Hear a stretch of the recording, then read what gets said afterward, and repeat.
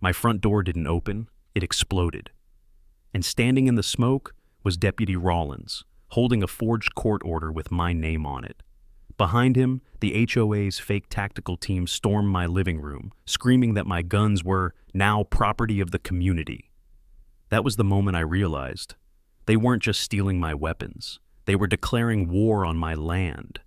The smoke from my shattered door was still drifting in the morning light when Deputy Rawlins stepped over the broken hinge. His boots crushed splinters into the hardwood floor my grandfather laid by hand back in '64.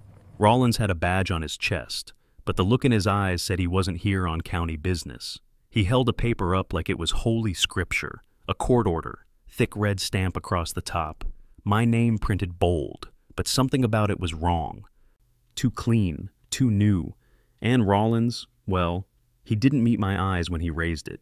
Behind him marched 6 men wearing dark tactical vests with bright yellow patches that read, "Community Safety Enforcement, not police, not deputies, just HOA volunteers dressed like they'd watched too much late-night SWAT TV.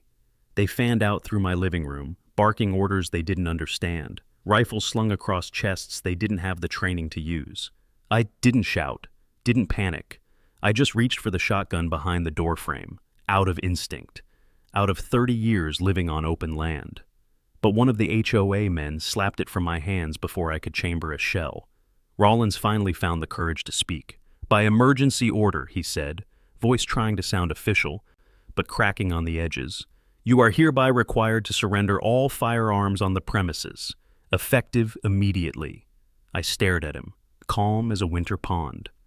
"Rawlins," I said, low and slow, "you know Rick Miller is paying you for this, and when the truth comes out, that little badge on your chest is going to melt before they even put you in a cell." For a moment, a real moment, his jaw clenched, his breath hitched, his eyes fluttered with guilt. He hesitated, 1 full second. Then he snapped the cuffs on my wrists anyway. 2 of the HOA men pushed past me like raccoons in uniform, thumbing through my hallway pictures, tracking mud over rugs older than all of them combined. They headed straight for the gun cabinet, my father's walnut cabinet, the one he kept polished even when cancer had him too weak to stand. They yanked it open like they owned it. I watched them haul out everything, my father's deer rifle, my .44 Magnum, the stainless steel revolver I bought with my first paycheck, even the old Civil War musket my grandfather cleaned every Memorial Day. One of them grinned like he'd hit payday. Another HOA enforcer stepped outside, shouting toward the gravel driveway. "Load 'em in the van." A beat-up white maintenance van with the HOA logo waited there, like a mouth ready to swallow my life whole. Neighbors stood in clusters near their mailboxes, hands on hips, whispering amongst themselves. Some looked scared, some looked disgusted. A few looked like they'd been waiting for this. Rawlins shoved the forged order closer to my face. "This is lawful," he said, though even he didn't sound convinced. "HOA Safety Amendment. Gun ban, community protection." I raised an eyebrow. "My ranch isn't in the HOA." Rawlins swallowed. "According to this," he tapped the forged document, "it is now." And that told me everything I needed to know.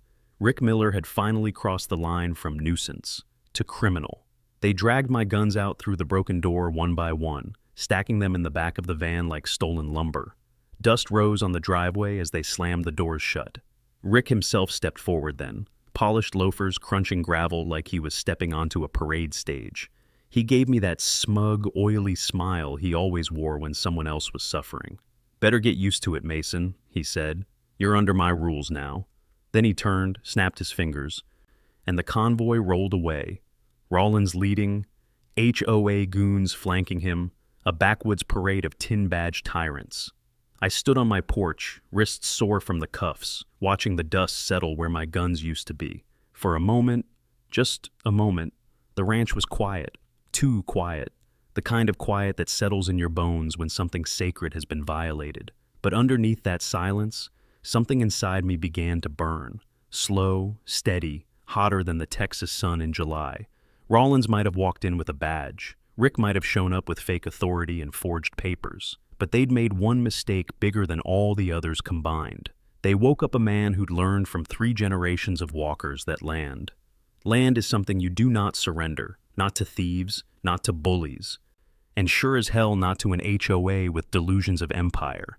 And this, what they did today, this wasn't the end of anything. It was the beginning. I didn't sleep that night, not a wink. I sat at the kitchen table with a cup of black coffee, turning cold in my hands, staring at the empty space where my gun cabinet used to stand. The house felt wrong, violated, like a stranger had reached straight into my chest and rearranged bones that weren't theirs to touch. When dawn finally crept over the hills, I stepped outside, letting the air settle me. The ranch was quiet, the kind of quiet only Texas mornings can hold. Blue light soft over the pasture, fence posts casting long shadows, cattle stirring slow. My land, my family's land. And somehow, an HOA claimed it overnight. I wasn't letting that thought go unanswered. I drove into town, tires kicking up dust down the same dirt road I'd traveled since I was 12 years old. Parked outside the county building, climbed those old stone steps, and walked into Doris Templeton's office, the county clerk who had known my grandfather back when he still walked, with a straight back and a full head of hair. She looked up over her glasses. "Mason Walker," she said, frowning, "you look like you've been run over twice and backed up on." "Feels about right," I said. "I need to check something about my property." Doris motioned me closer, typing slow and steady with fingers that had filed more land deeds than I could count. "What are you looking for?" she asked. "A document Rick Miller claims my grandfather signed in 1979, something called the Community Safety Cooperation Agreement." At that, Doris paused, really paused. Her eyebrows lifted like she'd just heard a pig whistle Mozart. "There ain't never been such a thing filed in this county," she said. I exhaled long, but kept my voice calm. "Can you check anyway?" She nodded and dug deep through digital records, then through microfilm archives older than me. After 10 minutes, she shook her head. "Nothing, not a scrap." I leaned on the counter. "Rick had a copy, looked official." Doris snorted. "Rick also once tried to fine a man for hanging Christmas lights before Thanksgiving. Official don't mean much from him." But she wasn't done. She reached into a drawer and pulled out a thick folder wrapped in twine. "This here," she said, untying it carefully, "is the original 1954 plat map for your family's ranch. Your grandfather filed it himself." She spread the yellow document open on the counter. Bold lines, clear boundaries, and one unmistakable fact. My ranch sat a full half-mile outside anything that would ever become Green Valley Ranch Estates. Doris tapped the map with a pen. "See this stamp? One of the county witnesses who signed off on it was my daddy. So, unless Rick Miller can raise the dead to refute him, this is the real deal." For the first time since Rollins kicked in my door, my chest loosened. "So, the HOA has no jurisdiction." "None," Doris said firmly. "And if Rick claims he does, he's either lying or forging documents." I swallowed hard. "They forged a court order to get into my house." At that, Doris looked up sharply. "Mason," she whispered, "that's a felony. A big one." "I know."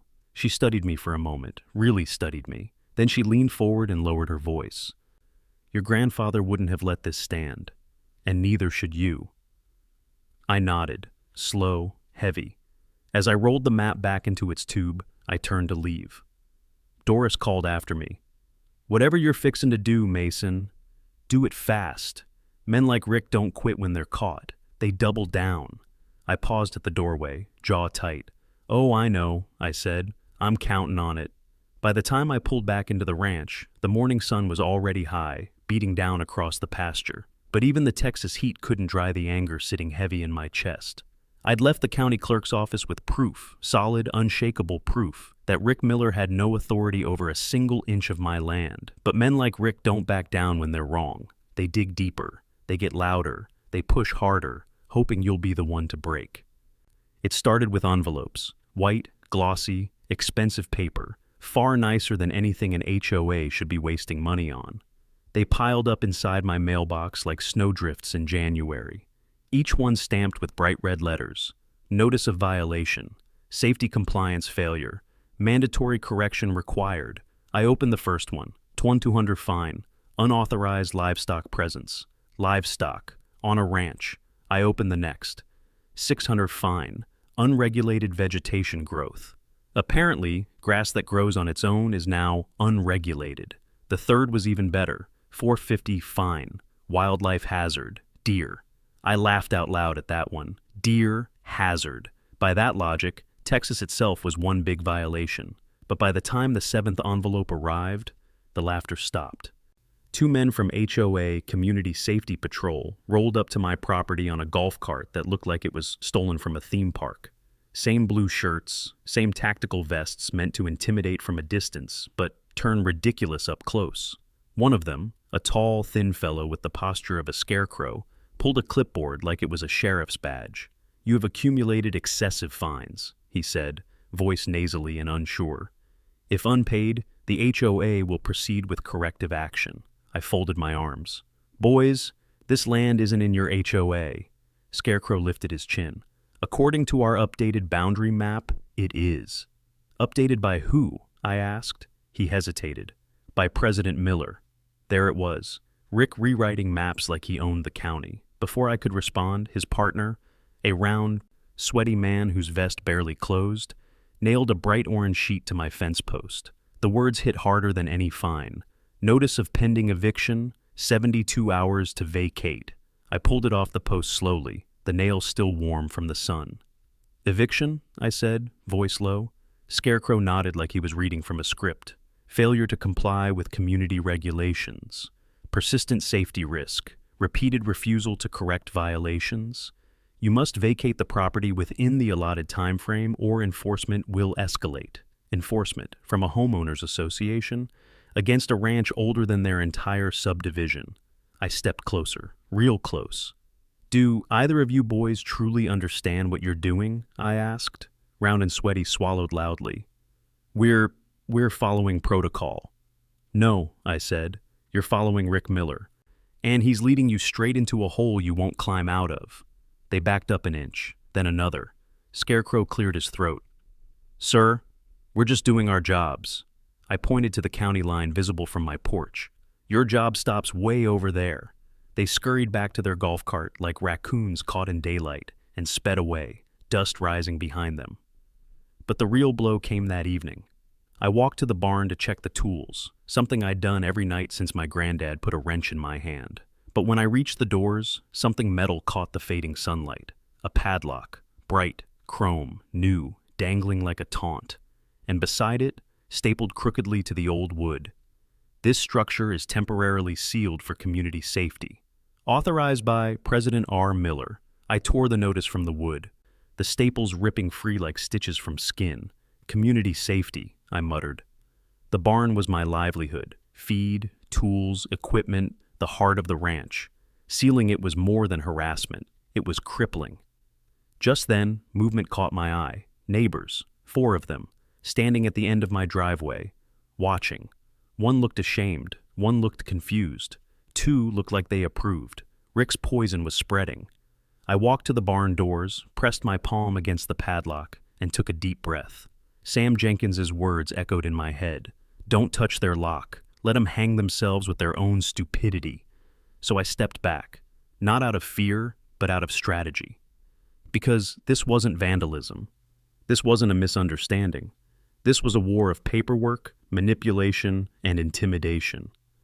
And Rick Miller thought he'd cornered me, but what he didn't know, what he couldn't know, was that I'd just come from the county clerk with the one thing he could never fake, the truth. And men like Rick, men who build their power on lies, truth is the one thing they can't survive. By the next morning, the ranch felt different, not just violated, but watched. The padlock on the barn glinted in the early light like an accusation, and somewhere down the road, I could hear the faint hum of that HOA golf cart doing another slow patrol, pretending to be law enforcement. It was clear Rick intended to drown me in harassment until either I gave up, broke a law, or broke down. But Rick didn't understand a damn thing about Walker men. When I drove back into town, the sun was still low, the shadows long across Main Street. Folks were out early, older men sitting on benches outside the hardware store, women heading into the bakery, dogs wandering like they owned the place. Small towns remember everything, and forget nothing. I parked in front of the county building again, clutching the map tube Doris had given me. She was waiting, as if she knew I'd be back. "Morning, Mason," she said softly. "Looks like you didn't sleep." "Didn't have much reason to," I answered. She nodded toward her office.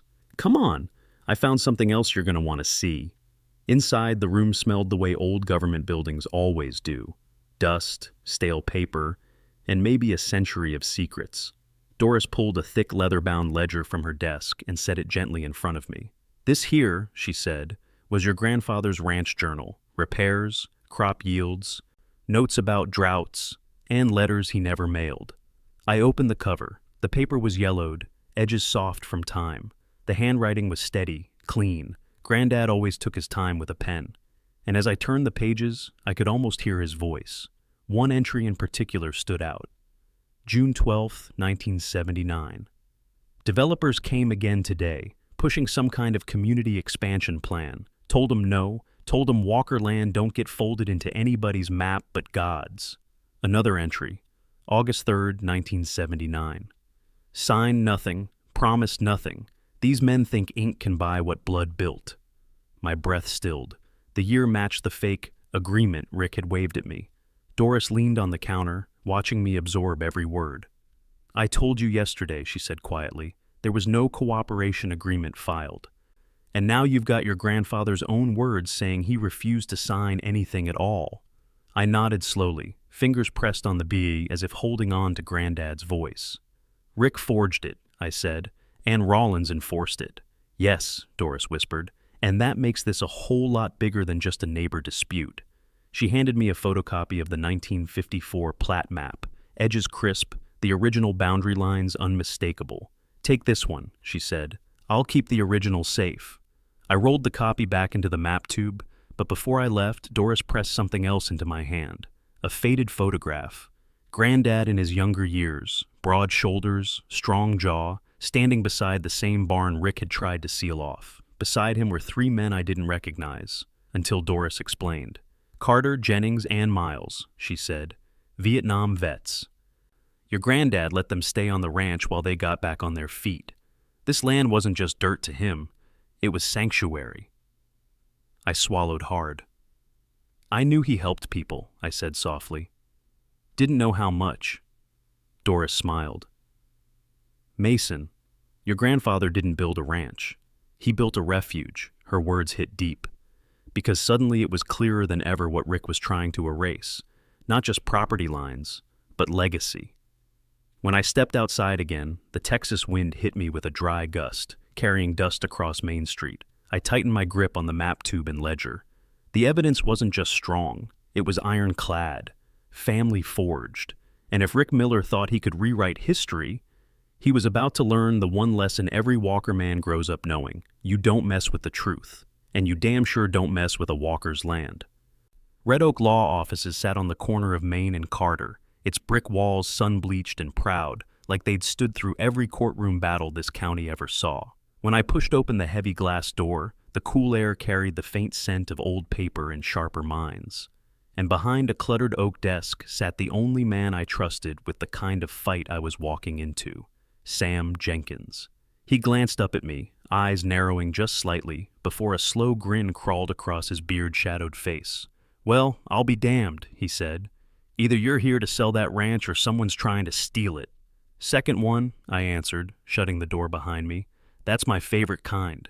I laid everything on his desk, one piece at a time, the forged agreement, the eviction notice, the padlock photos, the stack of HOA fines, the forged court order Rollins used to storm my house, the copy of the 1954 plat map, and finally, my grandfather's ledger.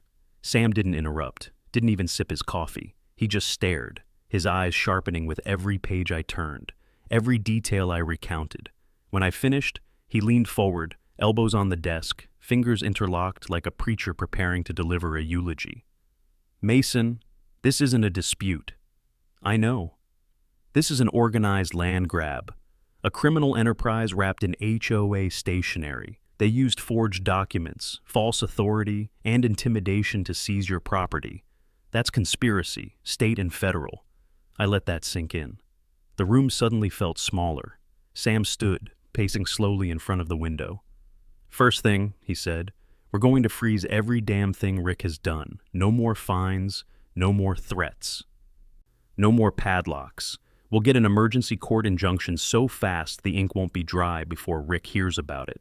He tapped the forged court order. And this? This is a jewel of stupidity. Forging a judge's signature is a felony that carries prison time. Rollins is toast, and Rick is the butter he's stuck to. Sam moved to the map next. That boundary line Rick updated? Illegal, fraudulent, laughable. You could show this to a first-year law student, and they'd laugh him out of class. Then he opened the ledger, my grandfather's steady handwriting filling the pages. And this book, he said softly, almost respectfully, is the nail in Rick's coffin. It destroys his entire story before he even gets to tell it. He shut the ledger firmly. Next, we go after the gun seizure. They entered your home without lawful authority, confiscated legally owned firearms, and used a forged order to justify it. That right there is a civil rights violation so loud, Washington could hear it. I breathed out slowly. And Rick can't spin it? I asked. Sam chuckled darkly. Mason, Rick Miller couldn't spin a bottle without hitting his own face. Men like him always brag, always talk too loud, and when he does, when he brags online or to his HOA board, that brag becomes evidence. He leaned in until his voice dropped to a low growl. You know what Rick's real mistake was? What? He didn't poke a bear. Sam's grin widened. He poked a nuclear warhead. I felt my shoulders loosen for the first time in days, because Sam wasn't just confident, he was certain. The kind of certain that only comes from decades of burying fools who think power gives them permission. He walked back behind his desk and pulled out a legal pad. From here on out, he said, you stay calm. You don't touch that barn lock. You don't argue with Rick's goons. Let 'em dig. The deeper that hole gets, the harder they'll fall when the judge shines light on it. He scribbled a few quick notes. I'll file the injunction tonight. By morning, Rick's entire operation will be frozen in place. And by the end of this, son, he won't just lose. He'll wish he'd never learned the word HOA. I stood, gathering my things. Sam, I said quietly, I appreciate you. He waved it off. Don't thank me yet. Save that for when Rick's name becomes a cautionary tale in every HOA handbook in Texas. When I stepped back into the afternoon sun, it felt different, lighter somehow. Not because the fight was over, but because I wasn't walking into it alone. I had a map, I had proof, and now I had Sam Jenkins. A man who didn't just fight battles, he ended them. The sun was just starting to dip behind the hills when I pulled into my driveway. The gravel crunched under my tires, steady, familiar, but my gut told me the quiet wouldn't last long. Sam had filed the injunction, and word would spread fast. Rick wasn't the type to take a setback with dignity, and right on cue, trouble was waiting for me. A sleek black SUV idled near the mailbox, engine humming low, like a rattlesnake warning you not to get closer. The door opened, and out stepped a man in a navy suit, crisp enough to slice wood, sunglasses reflecting nothing but the dying sun. He didn't wave, didn't smile, didn't blink, just stood there like a federal statue. Rick Miller climbed out of the passenger seat beside him, brushing lint off his blazer with that smug little flourish he always did before he started lying. Well, look who's home, Rick said, hands on his hips. We were just talking about you. I stepped out of my truck slowly. Rick, unless that SUV says police on the side, you're trespassing. Rick smirked and pointed to the badge clipped to the suited man's belt. This isn't the police, Bestendiki, he said. This is the federal government, and they don't care about your fences. The man in the suit stepped forward. Mr. Walker, he said, voice flat as pavement, I'm Special Agent Carter, Bureau of Alcohol, Tobacco, Firearms, and Explosives. My jaw clenched because I already sensed Rick's angle. Agent Carter flipped a folder open. We received an anonymous report, he continued, claiming you possess, he scanned the paper, unregistered explosives, prohibited firearm modifications, and potentially hazardous materials stored on the premises. Rick folded his arms dramatically, like he was witnessing divine justice descend from the heavens. I stared directly at the agent. And you have a warrant for this inspection? Agent Carter hesitated. Not long, but enough for me to see the crack in his armor. Not yet, he said, but under the circumstances, we wanted to give you a chance to cooperate. Rick jumped in, voice syrupy with false concern. Mason, if you've got anything dangerous stored in that barn, best to let the man take a look. We're all about community safety here. I turned on Rick so fast his smug face twitched.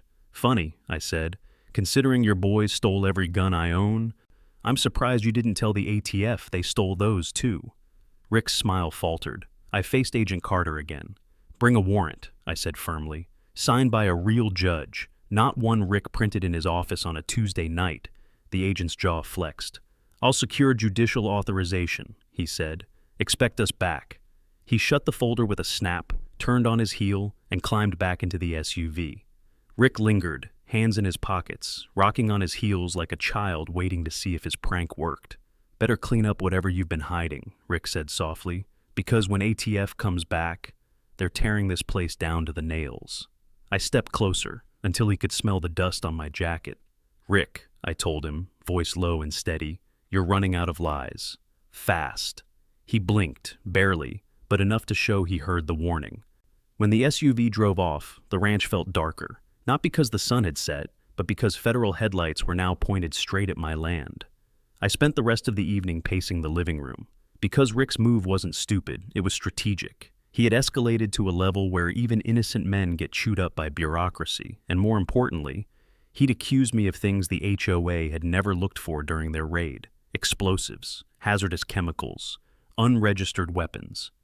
It didn't make sense, unless Rick needed an excuse for federal eyes to tear apart my home until they found something. My phone buzzed. Sam. Let me guess, he said when I picked up. ATF showed up. Carter, I replied. No warrant yet. Sam cursed, slowly, deliberately. Mason, this means Rick's desperate. He's trying to bury you under federal red tape before tomorrow's injunction hearing takes effect. Can they get a warrant fast? Maybe, Sam said. Depends how gullible Carter is. But listen to me carefully. Do not let anyone on that property without paperwork. You stay calm. You don't give them a reason to escalate. And if they show up with a warrant forged like Rollins, Sam exhaled sharply, then I hope they enjoy meeting a judge who hates being lied to. We hung up, but I couldn't shake the feeling crawling up my spine, because Rick wasn't finished, not by a long shot. He'd just gone from HOA bully to federal whistleblower, even if the whistle was full of lies. Around midnight, as I stepped onto the porch for some air, headlights flickered down the road, not fast, not urgent, just slow enough to feel wrong. A dented sedan rolled past the gate, a long lens camera sticking out the back window. A moment later, another car crawled by. Private investigators. Rick had hired eyes to watch my every move, to photograph anything he could twist into evidence. I stood there, arms crossed, letting them take whatever pictures they wanted, because the thing about a man who lives honest, there ain't much for liars to find. But something in my gut tightened anyway, because men like Rick don't rely on truth. They rely on opportunity. And for the first time since this war began, I realized Rick had moved the battlefield. This wasn't just about my land anymore. It was about framing me into prison. And ATF was coming back. Inside the quiet house, I rested my hand on the old wooden table my grandfather built. The grain beneath my palm felt warm, grounding. They're coming at me from every direction, Grandpa, I murmured into the dark. But I didn't break. And I won't. Because Rick Miller had forgotten one simple rule. When you try to bury a man on his own land, he already knows where to dig himself out. By late afternoon, the Texas heat had settled into that heavy, dusty quiet that creeps into a man's bones. I was fixing the hinge on my front gate, trying to keep my hands busy so my mind didn't drift back to Rick or ATF warrants, when I heard tires crunching slow along the gravel road. Not Rick's truck, not Rollins's cruiser, not those private investigators either. This engine sounded older, tired, like it had been carrying the weight of too many secrets for too long. The truck pulled up crooked beside my mailbox. A man stepped out, thin, pale, eyes darting like a rabbit looking for hawks. His shirt was wrinkled, his tie crooked, and he clutched a manila envelope so tightly the edges bent under his fingers. "Mason?" he called softly, voice cracking like he was afraid the wind might hear him. "That's me," I said, wiping grease off my hands. "What can I do for you?" He swallowed hard. "My name is—" He hesitated, glanced over his shoulder. Tyler Grant. I was the treasurer of Green Valley Ranch Estates." That got my attention. He stepped closer, lowering his voice. I need to talk to you. Somewhere private." I studied him. He wasn't lying. He wasn't confident enough to lie. I motioned him to the porch. He nearly tripped on the steps, nerves shaking his knees. When he sat, he clutched the envelope to his chest like a life vest. "I shouldn't be here," Tyler whispered. "If Rick finds out I came—" I sat across from him, slow and steady. "Son, you're already here. Might as well tell me why." He looked at the field stretching out toward the tree line, the barn still half-shadowed in the late light. Then his eyes slowly dropped to the scars on my front door, where Rollins and Rick's goons had kicked it in. "That shouldn't have happened," he said quietly. "And it isn't the last thing he has planned for you." My chest tightened. "Start talking." He took a trembling breath and opened the envelope. Inside were documents, stacks of them, bank statements, wire transfers, invoices, emails, HOA meeting notes not meant for homeowners' eyes, and a USB drive taped to a receipt. "I kept copies," Tyler said, voice barely above a whisper, "just in case Rick ever turned on me." I didn't think he'd turn on the whole community. I sifted through the papers. The deeper I went, the colder my blood ran. There were payments, lots of them, not from HOA dues, but from a land development company I recognized, Silverwood Properties. They had been buying ranch land all over the county to build their copy-paste luxury communities. "You're telling me Rick's been taking money from Silverwood?" I asked. Tyler nodded miserably. "He's been meeting with them for over a year. They want your land, Mason, all 30 acres. They want the water rights. They want the access road. They want to expand the subdivision, and Rick promised them he'd get them that land." I leaned back in my chair, breath steady but hot. "So Rick's fines, the fake HOA expansion, the raid, all of it was to force me out?" Tyler's voice cracked. "He said he'd get rid of you one way or another. He said no one would miss a stubborn rancher who couldn't adapt to progress." "Sounds like Rick," I muttered, but Tyler wasn't done. "He also said he had ways to make the county declare your property unsafe, that if you didn't leave voluntarily, he'd create a reason." I froze. "Unsafe how?" Tyler swallowed again. It looked painful. "He talked about planting things, drugs, chemicals, tools that could make it look like you were running some kind of illegal operation out there in the barn, enough to justify a full property seizure." My jaw clenched so hard my teeth ached. He kept going. "And Silverwood promised him a big payout if he delivered the land clean and ready for construction. He's already spent half of it." I exhaled, long and slow. Rick Miller wasn't just a bully. He was a criminal with a financial motive deeper than I'd ever imagined. I looked at Tyler. "Why come to me now? Why not go to the sheriff?" His eyes brimmed, not with sadness, but with shame. "Because I'm part of it," he whispered. "I signed some of the paperwork. I let Rick convince me the expansions were legal. I ignored the homeowners who complained, and when he started talking about you, I stayed quiet." He wiped his face with his sleeve. "But then he raided your house, and when I saw the pictures online, the way they dragged your guns out like war trophies, I knew I'd become part of something evil." He looked up at me, pleading. "I don't want to be that man anymore."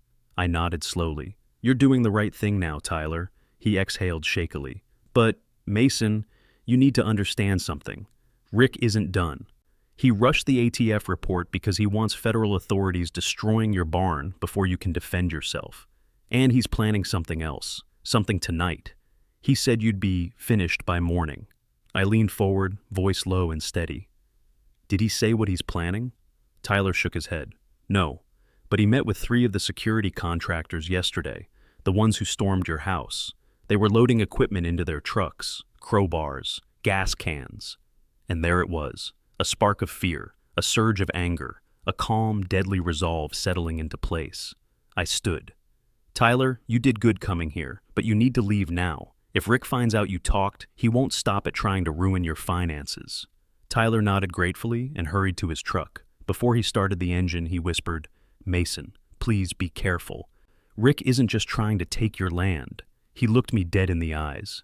"He's trying to take your life apart, piece by piece." When he drove off down the dusty road, I stood alone on the porch, the last light fading behind me. Rick had money on the line, developers backing him, fake cops doing his dirty work. And tonight, he had a plan. I tightened my jaw. Whatever he was sending my way, I'd be ready. Because now I knew the truth. Rick Miller wasn't fighting for a community. He was fighting for a payoff, and men who fight for money will do anything. That night, the land felt wrong. The wind didn't move through the mesquite trees the way it normally did. The cattle were restless, shifting in the dark pasture. Even the crickets seemed to hold their breath. Grandpa always said a ranch can sense danger before a man does. And tonight, the ranch felt like it was whispering, "Stay awake." I kept the lights off in the house. Didn't want to give Rick or his goons the satisfaction of thinking I'd gone to bed. Around 11:30, I spotted the first sign. Headlights, 3 sets, moving slow, coming down the dirt road with their engines idling low like wolves stalking prey. They stopped near the edge of the barn, engines off, doors easing open, silhouettes stepped out, 4, maybe 5 men, all wearing the same dark security uniforms Rick's community enforcement boys had worn the day they kicked my door in. One of them whispered, "Hurry, he's asleep." They weren't trying to be quiet. They just thought I was too distracted or too broken to stand guard. I watched from the shadow of my porch as they approached the barn. One of them broke off from the group and carried a black plastic tote, long, heavy, sealed tight. My stomach turned cold. Tyler had warned me. They were here to plant evidence. I could almost hear Rick's voice in my head, make it look like he was cooking something illegal, and then burn the whole thing down. Another man set a red gas can on the ground and unscrewed the cap. That confirmed it. This wasn't vandalism. This wasn't harassment. This was arson, a planned destruction of everything my grandfather left behind. They pried the old barn lock off, same one they'd slapped on 2 days earlier. They didn't even try to hide the sound, just snapped it like they owned the place. The one with the tote stepped inside first. The others followed with flashlights. I moved, not fast, not loud. Just enough to slip off the porch and through the dark to the side of the house where Grandpa once kept his old bullwhip. The same one I'd cracked 2 nights ago when Rick's men tried stealing my guns back. I coiled it around my fist. The moon broke through the clouds then, lighting the yard in pale silver. That's when I heard them talking. "Just set it on the workbench. Make sure the wires are sticking out. Carter will eat this up." Rick said burn the far side first. Let it spread. One of them chuckled. "Poor old man won't have anything left but ashes." That was it. I stepped into the open and cracked the whip so hard that the sound punched through the night like a rifle shot. Every flashlight inside the barn jerked upward. I shouted across the yard, "You boys better pray that barn door stays between us." They scrambled. 2 men ran out, one holding the red gas can like a shield. "It's him! Grab your stuff! Move!" But the man with the tote didn't run. He froze, tote still on the bench, like a deer staring into headlights. I walked across the dirt with steady boots, whip swinging at my side. My voice dropped low and cold. "You step 1 foot closer to that can, son, and you'll be chewing through your dinner for a month." The man holding the gas can backed up. A smarter one grabbed him by the collar and hissed, "Forget it, just go." But the biggest of the group, a thick-necked brute with arms like fence posts, charged out of the barn and pointed a crowbar at me. "You ain't stopping nothing tonight." I cracked the whip again, the leather snapping inches from his wrist. He yelped and dropped the bar, and then headlights exploded across the yard, bright, white, blinding. A voice thundered from a megaphone. "This is Deputy Marks! Everyone freeze and step away from the structure!" The barnyard lit up like a football field under Friday night lights. The HOA goons stumbled like cockroaches caught in the open. One threw his hands up. 2 sprinted into the dark. Another tripped over the gas can. The big one tried running toward the tree line, but Marks's cruiser cut him off, gravel spraying under her tires. She was out of the car before it even rolled to a stop. Weapon drawn, stance solid as a stone pillar. "On the ground!" she barked. "Now!" The big man dropped to his knees. Another deputy arrived seconds later, cuffing him, while Marks strode toward the barn. She paused at the door, looked inside, and saw the tote sitting on my workbench. "Don't touch it," I warned. "They planted that." She nodded, her jaw tightened. "It stays right where it is. We'll bring in crime scene techs in the morning." I exhaled, the adrenaline slowly bleeding off like heat after a storm. Marks turned to me. "You all right, Mason?" "I've been better," I said, "but I'm still standing." She looked at the tote again. "Whatever's in that box, it wasn't meant to put you in jail." She looked back at the arrested men. "It was meant to justify burning this place to the ground." I nodded. "I figured." She holstered her weapon. "You're lucky Tyler talked," she murmured. That stunned me. "You knew?" She smirked.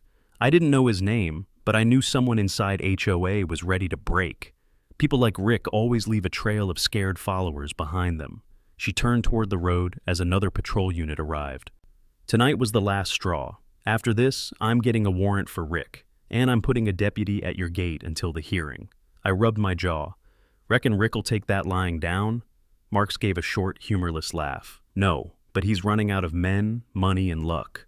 She stepped closer. And Mason, he knows it. I looked at the barn, my barn, still standing, still mine. Tonight, I'd come within a spark of losing everything Grandpa had built. But Rick had miscalculated. He thought fear would break me. He thought lies would bury me. He thought fire would erase me. He forgot one simple truth. A man who's rooted in his land is harder to burn down than any barn. The morning after the attempted arson, the ranch felt heavier than usual. Not sad, not broken, just aware. Like the land itself had stayed up all night standing guard with me. Deputy Marks left a patrol car at the end of my driveway. Lights off, engine quiet, but presence unmistakable. The kind of silent warning that said, "Try again, Rick, see what happens." I made coffee, walked the fence line, and tried to breathe the way Grandpa taught me when storms closed in. Slow, controlled, like the land was lending you its lungs. But my mind kept drifting to the men who ran off into the night, the totes sitting on the workbench, and Rick Miller's growing desperation. He wasn't finished. Men fueled by greed never stop at almost.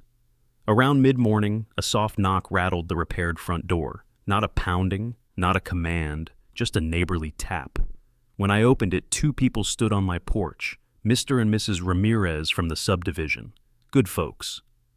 Quiet, kept their yard clean, kept their heads down. Mrs. Ramirez held a plate of fresh cornbread like it was some kind of peace offering. "Mason," Mr. Ramirez said, voice low, we heard what happened last night." I frowned. "Rick spreading stories already?" Mrs. Ramirez shook her head. "No. We heard the sirens, and we saw the men running through our street. People are scared. They're starting to talk." "Talk about what?" Mr. Ramirez looked me straight in the eyes. "About how Rick's gone too far, and how it was bound to happen." He reached into his jacket and pulled out a folded piece of paper. No envelope, just worn edges from being handled too many times. "This is a copy of a fine Rick gave us last year. $300, because our daughter had her quinceañera and too many cars were parked on the street." I took it gently. Mrs. Ramirez added, "And when we tried to appeal, he told us we weren't the kind of homeowners that fit the vision of Green Valley Ranch." There was pain in her voice, old pain, buried but not forgotten. Mr. Ramirez exhaled. "We're not fighters, Mason, but what he's done to you, it woke people up. Folks don't want to be on his bad side, but they don't want him running this place anymore either." He hesitated. "There's a meeting tonight, community members only, but they want you to come." I raised an eyebrow. "I'm not part of the HOA." He grinned slightly. "That's why they want you. Someone who's not afraid of Rick. Someone who can speak plain truth." Mrs. Ramirez squeezed her husband's arm. "We made extra cornbread. Thought you might need something warm today." I thanked them, and they left down the dirt path, walking side by side like two people who'd carried too much for too long and finally put down the burden. That evening, I walked into the subdivision. Porch lights flickered on. Cars lined the streets, and whispers traveled like a current through all of it. The community center was full. Not an empty seat, not a silent in the corner. People who usually kept their heads down now looked up, really looked up, at me as I entered. Mrs. Langford waved me over with her cane, her eyes sharp despite her age. "You're late, young man," she teased. "I wasn't sure they'd want me here." "Oh, they want you. Trust me." Before I could sit, a man I'd never met stood from the far side of the room. "I'll say it," he announced. His voice trembled, not with fear, but with conviction trying to break free. "My name is Jonah Wells. Rick fined me last year for putting up a flagpole, said it wasn't aesthetic." A woman near the front raised her hand. "I got fined because my hydrangeas didn't match the approved color palette." A man in overalls added, "He threatened to sue me because my porch light was overly bright." "It's a porch light, for God's sake." Laughter rippled, not because it was funny, but because it was so absurd that humor was the only way to swallow the bitterness. One by one, they shared stories. Small abuses, petty tyrannies, tiny humiliations that added up to years of quiet suffering. And then the stories got darker. A widow who had been fined while grieving because she let her yard go for 2 weeks. A veteran whose service dog was labeled a non-compliant breed. A disabled man bullied into repainting his house because Rick didn't like the shade. It wasn't an HOA, it was a fiefdom, and Rick was the petty king. Mrs. Langford tapped her cane for silence. "What Rick did to Mason," she said, "he meant to do to all of us. He kicked down the wrong door is all." Eyes turned to me, some hopeful, some angry, some afraid. I cleared my throat and spoke plain. "I'm not here for applause. I'm not here to be anyone's hero. But I'll tell you this, Rick Miller tried to steal my guns, my barn, my land, and my name. When a man tries to erase everything your family built, he's not enforcing rules. He's declaring war." A murmur rose. I continued. "And he's not done. Last night his men tried to burn down my barn. They planted evidence, real dangerous evidence, to frame me as a criminal." Gasps, hands covering mouths, whispers turning into outrage. I took a breath. "But Rick's losing control, and folks like him, when they start panicking, they get sloppy." Jonah Wells stood again. "So, what do we do, Mason?" I didn't hesitate. "You stand up, you speak truth, you show up in court, you testify, you don't let him bully you from behind that clipboard he hides behind." Mrs. Langford thumped her cane. "Hear, hear!" The room shifted. People sat taller, faces hardened with resolve. Something was happening, something powerful. Community, real community, the kind Rick never understood. Mr. Ramirez raised his voice. "Tomorrow, we're all walking into that courthouse with Mason. Every last one of us." A cheer rose, strong, unified, unstoppable. For the first time since the raid, I felt something loosen in my chest. Hope. Not blind hope, but born from the dirt, hard-earned Texas hope. Rick Miller still had schemes, still had money, still had men willing to do his dirty work. But now, I wasn't fighting alone. The whole damn neighborhood was waking up. And once people wake up, there's no putting them back to sleep. The courthouse in Willow Creek was an old stone building, built long before HOAs, before subdivisions, before men like Rick wore cheap power like a crown. When I stepped through those heavy wooden doors, the smell of old pine and paper reminded me of every lesson Grandpa ever taught me. When you tell the truth, son, you walk in straight. And so I did. Behind me walked half the subdivision, Mr. and Mrs. Ramirez, Jonah Wells, the widow with the overgrown yard, the veteran with the service dog, even folks I'd never met shaking my hand like I was family. But the most surprising figure, Tyler Grant, the former HOA treasurer, stood at my side, pale but resolute, clutching the envelope of evidence like a man carrying Judgment Day itself. We filled the gallery, every seat taken, people standing in the hallway, a community tired of being ruled by a tyrant. When Rick entered, dressed in a navy suit 2 sizes too confident, the room went cold. His attorney trailed behind him, slick hair, expensive shoes, and a look that said he expected to win simply because he always had. But today, the ground was different. Today, the lies had run out of road. The bailiff called the court to order as Judge Eleanor Harris took her seat. Sharp eyes, silver hair pulled into a tight bun. A woman with no patience for theatrics. She glanced down at the docket. Green Valley Ranch Estates HOA versus Mason Walker, then at the bottom of the page. And cross-action filed by Mr. Walker for illegal seizure, harassment, property damage, and civil rights violations. Her eyes lifted to the courtroom, scanning the crowd. "This," she said dryly, "should be interesting." Rick's attorney rose first, confident. "Your Honor, the HOA acted within its rights to enforce community safety." Judge Harris raised a single eyebrow. "They kicked in his door." The attorney swallowed. "There were unique circumstances. They stole his firearms. Under a safety ordinance, they attempted to evict him without due process." The attorney's voice thinned. "Yes, well," Judge Harris leaned back. "Counselor, you are defending a man who sent untrained volunteers into someone's home to seize private property without a warrant. This court will need something stronger than unique circumstances." Half the gallery murmured in agreement. Rick shifted in his seat. The attorney cleared his throat. "Your Honor, if we may present our evidence..." "You may," Judge Harris said, "but the bar is already low. Proceed carefully." Then Sam Jenkins, my lawyer, the bulldog in a wrinkled suit, stood. "Your Honor," he began, placing the first document on the projector, "let's start with geography." A county map appeared, a clean, crisp boundary layout from the assessor's office. "This is Green Valley Ranch Estates," Sam said, tracing the borders with a laser pointer. "And this," he pointed far outside the lines, "is Mason Walker's ranch." Judge Harris frowned. "So, the defendant lives entirely outside the HOA boundary?" "Not only outside," Sam replied, "but the nearest legal HOA property line is almost half a mile from his fence." Gasps spread like wildfire. Sam continued. "Now, let's look at the so-called expansion agreement." Rick Miller waved around to justify his harassment. He held up a thin, yellowed document. "A 1979 cooperation note," Sam said. "Not a deed, not a covenant, not a recorded easement, just a handshake agreement between Mason's grandfather and an old farmer's co-op that no longer exists." Judge Harris's eyes narrowed.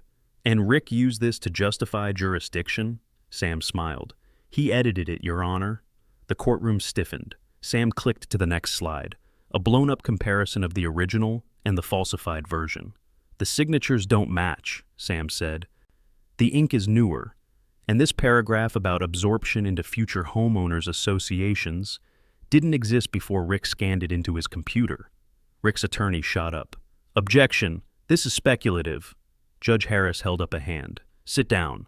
We're looking at two documents. One is authentic. The other appears to be creative writing."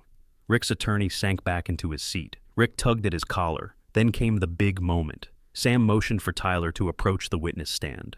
Tyler looked terrified, small, but brave. When he raised his right hand to swear in, the whole courtroom seemed to hold its breath. Sam guided him gently.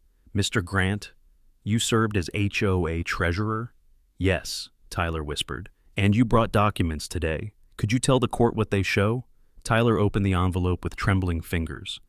"They show payments from Silverwood Properties to Rick. They hired him to expand the HOA, to seize properties they wanted. They promised him bonuses if he cleared land, especially the Walker Ranch." A hush fell. His voice cracked. "I'm so sorry, Mason." I nodded once, firm, forgiving. The whole room saw it. Sam turned back to the judge. "Your Honor, these payments are illegal kickbacks.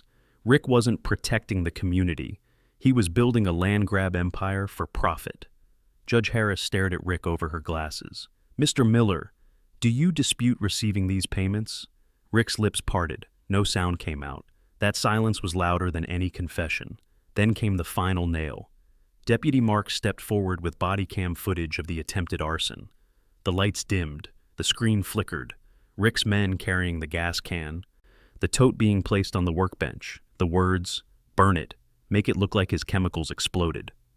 The jury of 12 ordinary folks, people who had been fined, bullied, humiliated, leaned in. Their faces shifted from disbelief to disgust to something colder. Judge Harris didn't pause.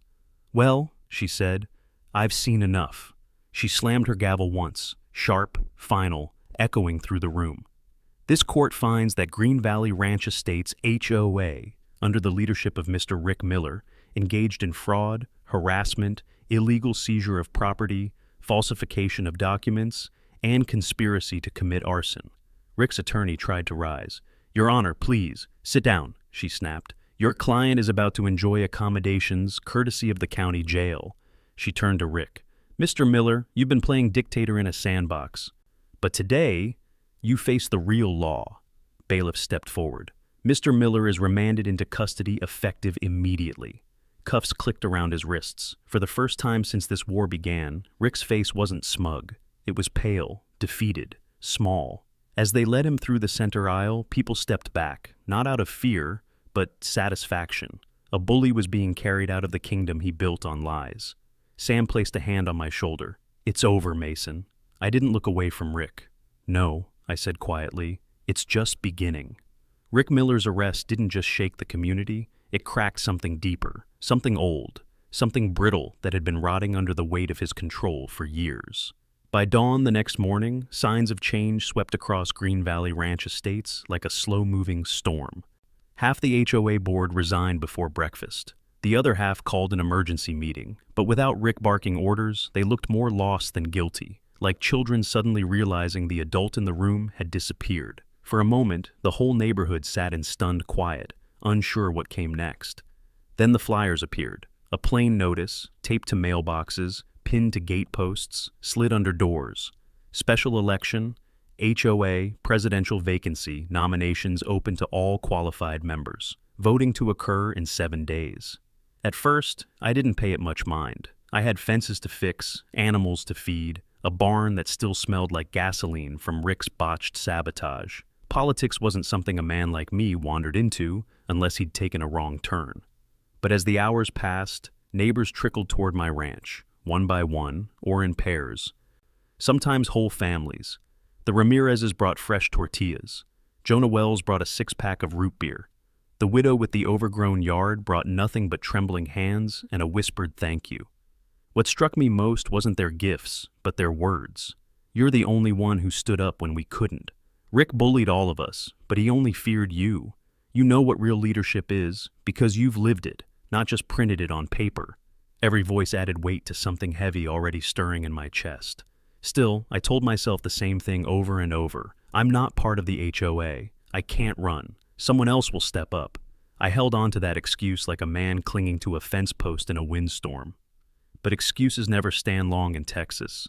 Late that afternoon, Mrs. Langford marched up my porch like she owned the place. She didn't knock.